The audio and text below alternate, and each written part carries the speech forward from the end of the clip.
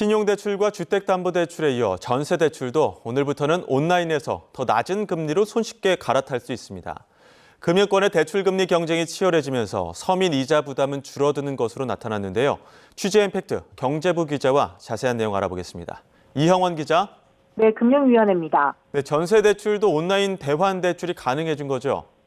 네, 오늘부터 전세대출도 온라인에서 더 싼 금리를 찾아 갈아탈 수 있게 됐습니다. 기존에는 신용대출과 아파트 주택담보대출만 가능했는데 서비스가 확대된 겁니다. 온라인 대환대출을 이용하려면 먼저 네이버페이 같은 대출 비교 플랫폼이나 은행권에서 만든 자체 앱에 접속해야 합니다. 여기서 대출 금리를 비교한 뒤 더 싼 이자를 낼 수 있는 새 상품으로 갈아타면 되는데요. 휴대전화 터치 몇 번만으로 이자를 아낄 수 있게 되는 겁니다.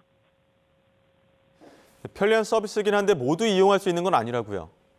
네, 한국주택금융공사 등 보증기관이 보증한 대출에만 적용됩니다. 또 전세대출을 받은 지 석 달이 지나야 하고 계약 기간이 절반 이상 남아 있어야 합니다. 연체가 있어서도 안 되는데요. 이렇게 제한을 둔 이유가 있습니다.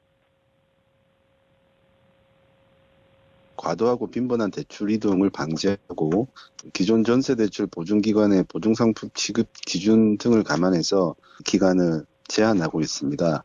전세 임차 계약 기간이 2분의 1이 도과한 이후에도 전세대출을 갈아탈 수 있도록 이런 기준을 적용하면 현재 170조 원에 달하는 전세대출 가운데 갈아타기 대상은 120조 원 규모가 될 것으로 추산됩니다. 금융위원회는 올해 하반기부터 이 같은 제한을 완화해 적용 대상을 늘려나갈 방침입니다. 네, 이자를 아낄 수 있다 보니 신청도 몰릴 것 같은데 어떻습니까?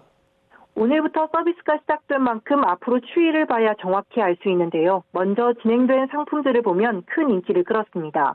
지난 9일부터 이루어진 아파트 주택담보대출 갈아타기는 14영업일 만에 신청액이 3조 원에 육박합니다. 지난해 5월 말 시작한 신용대출 갈아타기 규모는 2조 7천억 원이 넘습니다. 고금리의 이자 부담을 조금이라도 줄이려는 차주들이 크게 호응하고 있는 겁니다. 네, 기존 대환대출로 아낀 이자 규모는 얼마나 되죠? 실제로 갈아타기가 완료된 승인의 기준으로 살펴볼까요?